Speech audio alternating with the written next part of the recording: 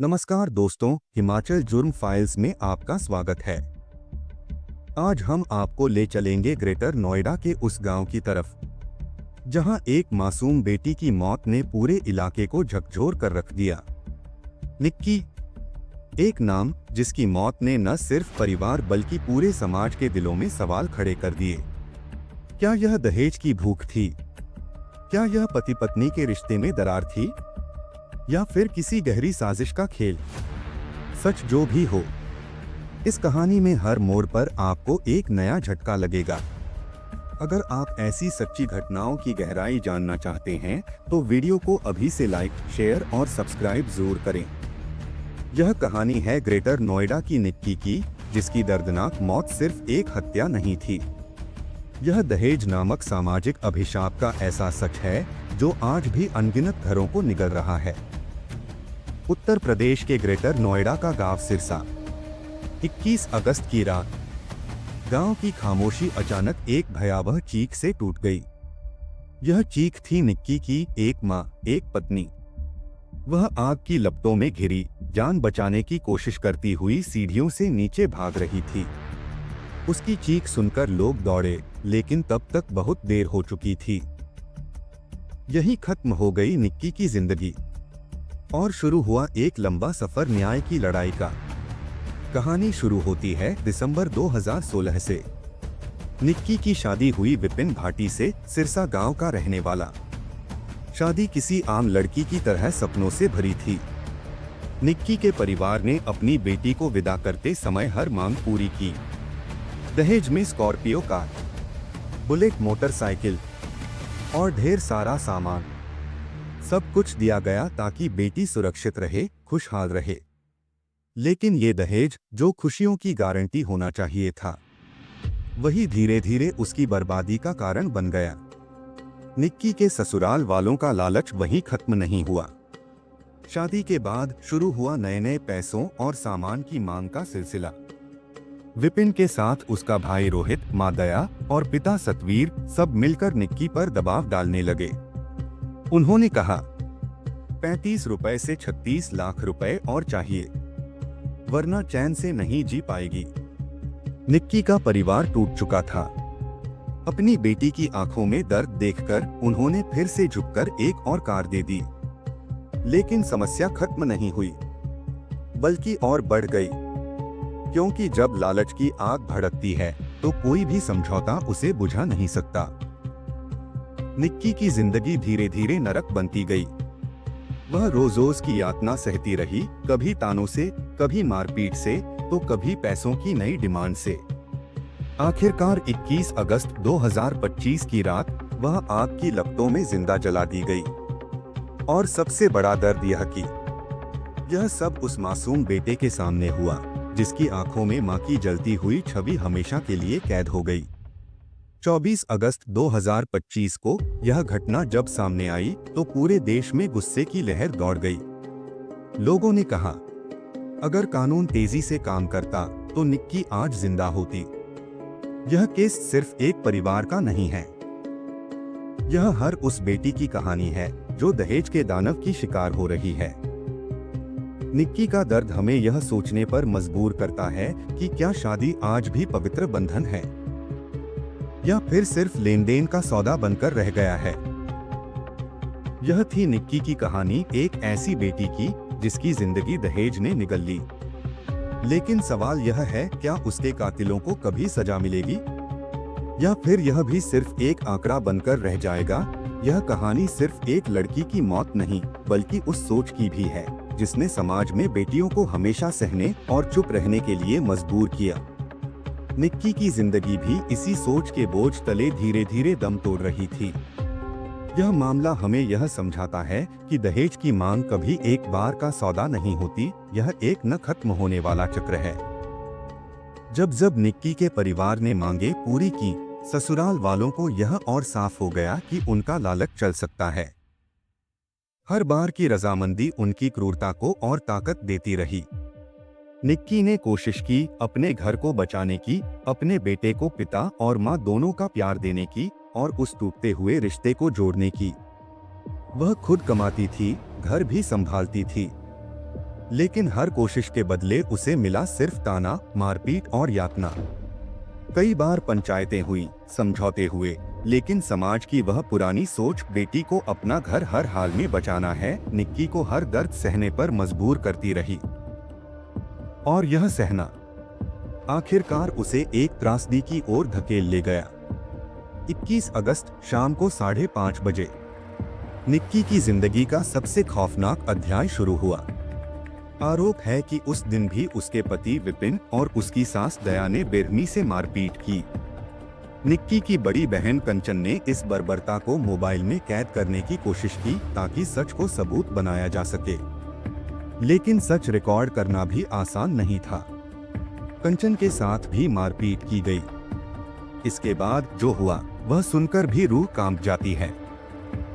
आरोप है कि निक्की के सिर पर वार करने के बाद उस पर ज्वलनशील पदार्थ या केमिकल डाला गया और फिर आग लगा दी गई। निक्की जलती हुई हालत में घर से बाहर सीढ़ियां उतरकर चीखती हुई भागी, मदद करो। पड़ोसी उस दृश्य को देखकर सहम गए, लेकिन इस पूरी खौफनाक वारदात का सबसे दर्दनाक गवाह बना उसका 7 साल का मासूम बेटा। उसकी आंखों ने देखा कि उसकी मां को उसके ही पिता ने आग के हवाले कर दिया, और बाद में जब उसका बयान सोशल मीडिया पर वायरल हुआ तो पूरा देश हिल गया। उस मासूम ने कहा, पापा ने मम्मी को लाइटर से जलाकर मारा।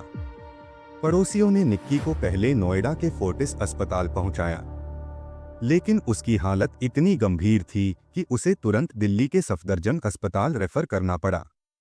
रास्ते में ही निक्की ने दम तोड़ दिया। यह केस सिर्फ एक हत्या नहीं, यह दिखाता है कि कैसे डिजिटल युग में निजी अपराध सार्वजनिक हो जाते हैं। निक्की की बहन का वीडियो बनाने का प्रयास एक साहसिक कदम था, लेकिन जब यह वीडियो और बच्चे का बयान सोशल मीडिया पर आया तो यह महज सबूत नहीं रहा, यह एक आक्रोश की आग बन गया। लोगों ने तुरंत न्याय की मांग शुरू कर दी। पुलिस पर दबाव बढ़ा और एक बार फिर यह सच सामने आया कि अब अपराधियों के लिए छुपना आसान नहीं। सोशल मीडिया गवाह बन चुका है। मासूम की आवाज एक सबूत से कहीं ज्यादा एक भावनात्मक पुकार बन चुकी है। यह कहानी सिर्फ निक्की की नहीं, बल्कि उन हजारों बेटियों की है जो चुपचाप यातना सहती हैं, जब तक कि उनकी चीखें या तो मौत में बदल जाएं, या किसी कैमरे में कैद होकर सच सामने ला दें। निक्की की मौत की खबर ने पूरे ग्रेटर नोएडा के सिरस गांव को हिलाकर रख दिया। जैसे ही ये खबर फैली, उसके मायके रूपवास गांव के सैकड़ों लोग गुस्से और दर्द से भर उठे। कोई बस में बैठा, कोई कार में, तो कोई ट्रैक्टर ट्रॉली और बाइक पर, और सब पहुंच गए कासना थाने के बाहर। वहां का नजारा डराने वाला था। सैकड़ों लोग एक साथ, हाथों में बैनर और तख्तियां पकड़े हुए, जिन पर लिखा था जस्टिस फॉर निक्की बहन। ये सिर्फ कागज पर लिखे शब्द नहीं थे, बल्कि उस गांव की चीख, उसका गुस्सा और उसकी तकलीफ थी। करीब 2 घंटे तक थाने का घेराव चलता रहा। नारे गूंजते रहे, आंखें आंसुओं से भरी थीं, लेकिन दिल में सिर्फ एक ही मांग थी, न्याय। निक्की के परिजनों का गुस्सा पुलिस पर साफ दिखाई दिया। उसके पिता ने कैमरे के सामने जो कहा, उसने हर किसी को हिला दिया। उन्होंने कहा, पुलिस तो उन लोगों को गोली मार देती है जो मोबाइल छीन कर भागता है, पर्स छीन कर भागता है, तो इनका एनकाउंटर क्यों नहीं? इन्हें भी गोली मार देनी चाहिए। उनकी आवाज में वो दर्द था जो न्यायिक प्रणाली से लोगों के टूटते भरोसे को दिखा रहा था। लोग अब धीमी और लंबी अदालत की कार्यवाही नहीं चाहते। उन्हें चाहिए तुरंत और कड़ा इंसाफ। यही नहीं, निक्की के परिवार ने ये भी मांग की कि आरोपियों के घर पर बुलडोजर चलाया जाए। ये मांग कोई साधारण मांग नहीं थी। यूपी सरकार की बुलडोजर कार्रवाई का असर लोगों के दिमाग में इस कदर बैठ चुका है कि अब हर गुनाहगार के लिए लोग यही सजा चाहते हैं, घर तोड़ दो, जिंदगी तबाह कर दो। लेकिन असली सच्चाई यह है कि सुप्रीम कोर्ट ने बुलडोजर कार्रवाई पर साफ नियम बना रखे हैं। किसी भी निर्माण को तोड़ने से पहले कम से कम 15 दिन का नोटिस और पूरी कानूनी प्रक्रिया जरूरी है। फिर भी जनता के गुस्से में ये सब कानूनी प्रक्रिया कहीं खो जाती है। लोग कहते हैं कानून बाद में, पहले इंसाफ चाहिए। यही सोच दिखाती है कि समाज धीरे धीरे कानून को ताक पर रखकर तुरंत बदले की तरफ बढ़ रहा है।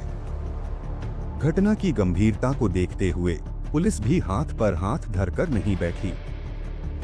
21 अगस्त की रात को ही जब निक्की को फोर्टिस अस्पताल ले जाया गया और उसकी हालत बिगड़ने लगी, तो अस्पताल से कासना थाने को तुरंत मेमो भेजा गया।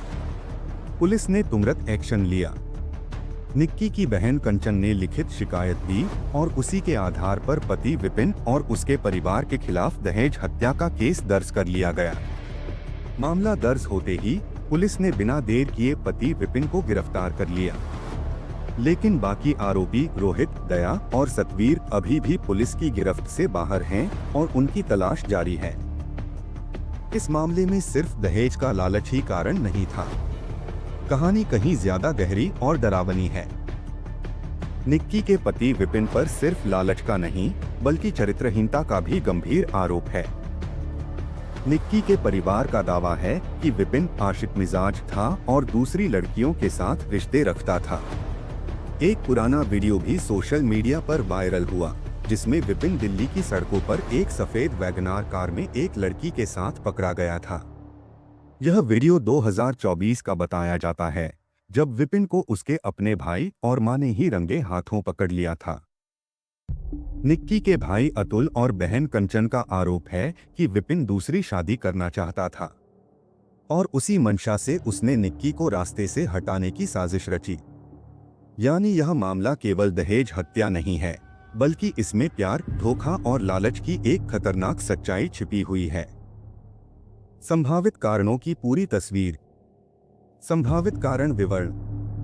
दहेज का लालच। शादी में पहले ही स्कॉर्पियो और बुलेट बाइक दी गई थी। इसके बावजूद 36 लाख और मांग लिए गए। अवैध संबंध। विपिन पर आरोप है कि उसके दूसरी लड़कियों से रिश्ते थे। दूसरी शादी की मंशा। निक्की की बहन का आरोप, विपिन दूसरी शादी करना चाहता था, इसलिए उसने निक्की को रास्ते से हटाने की योजना बनाई। लेकिन यह कहानी सिर्फ निक्की की निजी त्रासदी नहीं है। यह उस दहेज रूपी अभिशाप की सच्चाई है जो आज भी भारतीय समाज को खा रहा है। सोचिए, एक मासूम बेटा जिसने अपनी मां को मरते हुए देखा, एक बेटी जिसने शादी के नाम पर अपनी जान दे दी, और एक समाज जो आज भी दहेज की काली प्रथा से छुटकारा नहीं पा सका। कानून होने के बावजूद लोग खुलेआम दहेज मांग रहे हैं। सवाल उठता है, क्या बेटियां अपने ससुराल में सुरक्षित रहने के लिए अपने माता पिता के दिए हुए दहेज से कहीं ज्यादा कीमत चुकाने के लिए मजबूर हैं? इस घटना ने एक और डरावना सच सामने ला दिया। कानून और जनता के बीच बढ़ता अविश्वास। लोगों की गुस्से भरी आवाजें अब सिर्फ अदालत में न्याय नहीं चाहती, वे एनकाउंटर और बुलडोजर की मांग कर रही हैं। यह मांग दिखाती है कि जनता अब पारंपरिक न्याय प्रणाली से भरोसा खो चुकी है। क्या हम ऐसे समाज में जी रहे हैं जहां भावनात्मक प्रतिशोध कानूनी सिद्धांतों से ऊपर हो चुका है? क्या दहेज कानून सिर्फ किताबों में रह गए हैं? क्या बेटियों की कीमत आज भी सिर्फ दहेज में तौली जाती है? निक्की की आवाज अब हमेशा के लिए खामोश हो चुकी है, लेकिन उसका सवाल आज भी गूंज रहा है। क्या उसकी मौत सिर्फ एक अपराध थी, या फिर एक ऐसी त्रासदी जो हर दिन कहीं न कहीं दोहराई जा रही है? दोस्तों, निक्की की मौत सिर्फ एक केस नहीं, बल्कि उस समाज का आईना है जहां दहेज, लालच और झूठे रिश्तों ने इंसानियत को कैद कर लिया है। सवाल सिर्फ निक्की का नहीं, सवाल हर बेटी का है जो अपने सपनों और खुशियों के साथ ससुराल जाती है।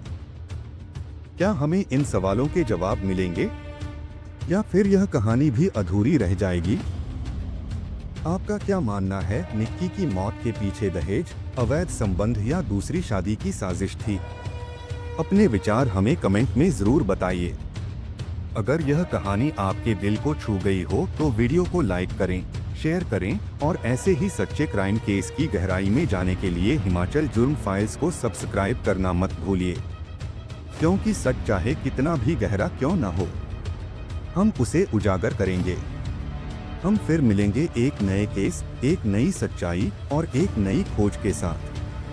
तब तक सुरक्षित रहिए और याद रखिए, न्याय में देरी अन्याय की सबसे बड़ी साथी है। यह है हिमाचल जुर्म फाइल।